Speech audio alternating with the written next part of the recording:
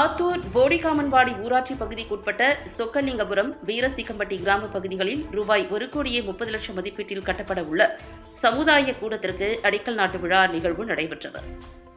திண்டுக்கல் மாவட்டம் ஆத்தூர் ஒன்றியம் போடிகாமன்வாடி ஊராட்சி ஒன்றிய பகுதிகளில் ஊரக வளர்ச்சித்துறை அமைச்சர் ஐ. பெரியசாமி நிதியின் கீழ் சமுதாய கூடம் கட்டுவதற்கான பூமி பூஜை விழா ஆத்தூர் திமுக மேற்கு ஒன்றிய செயலாளர் ராமன், பொதுக்குழு உறுப்பினர் நடராஜன் ஆகியோர் தலைமையில் சொக்கலிங்கபுரம் கிராமத்தில் ரூபாய் 80 லட்சம் மதிப்பீட்டில் சமுதாய கூடம் கட்டுவதற்கான அடிக்கல் நாட்டு விழாவும், வீரசிக்கம்பட்டி கிராமப்புறத்தில் ரூபாய் 50 லட்சம் மதிப்பீட்டில் சமுதாய கூடம் கட்டுவதற்கான அடிக்கல் நாட்டு விழாவும் நடைபெற்றது.